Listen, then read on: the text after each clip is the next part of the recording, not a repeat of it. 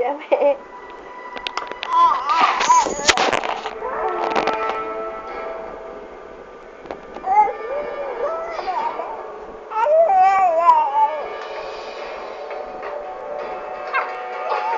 Cảnh sát đây, đứng lại.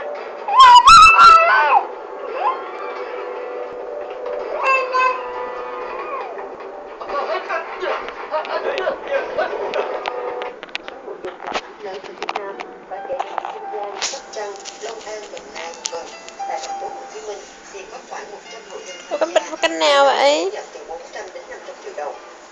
Nhìn thấy cảnh sát thì chạy, làm chuyện xấu rồi sao? Không có đâu sếp. Không có hả?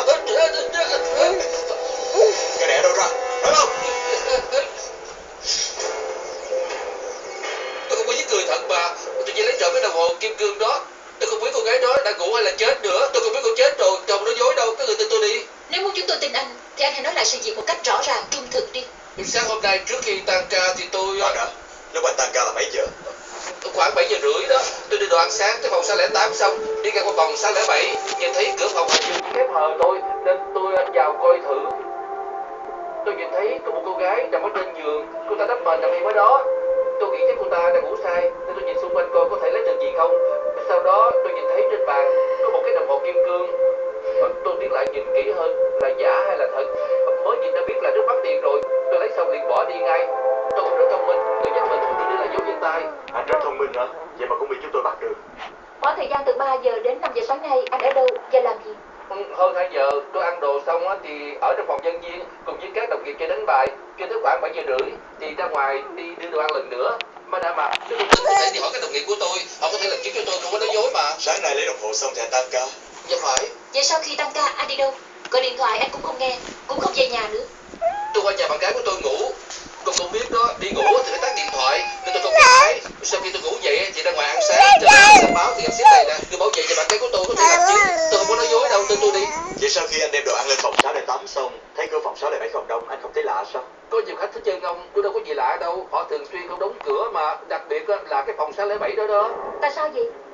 Hôm nay lúc 2 giờ sáng, tôi đem đồ ăn xuống lầu 6, đi ngang qua phòng 607, tôi thấy có một cô gái mở cửa muốn đi ra, sau đó có một người đàn ông kéo cô ta vào phòng lại. Tôi thấy hai người họ có vẻ uống thuốc kích thích rồi, chắc chắn là bọn họ đã chơi rất lâu rồi, cho nên tới sáng không có đóng cửa, cũng đâu có gì lạ lùng đâu.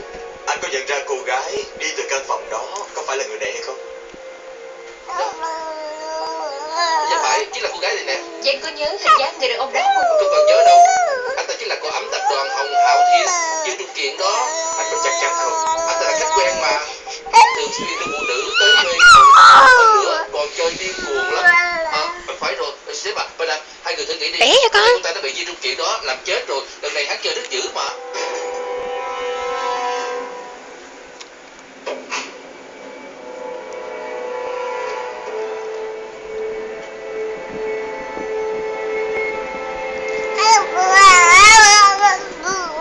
Tại sao cô không trân trọng bản thân vậy?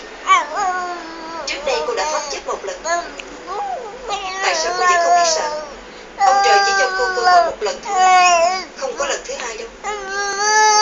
Thật ra là cô không biết sợ, hay là thật ra cô không hề muốn chết?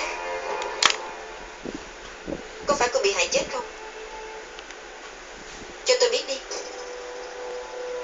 Có người nói người chết rồi sẽ nhẹ đi 21 gram. Trong 21 gram đó là trọng lượng của linh hồn.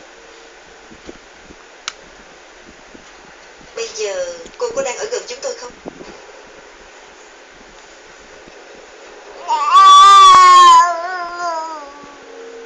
Có phải cô có gì muốn nói với tôi không? Cô muốn tôi giúp cô không? Tại sao cô lại chết? Nếu như cô bị người ta hại chết, tôi nhất định sẽ giúp cô.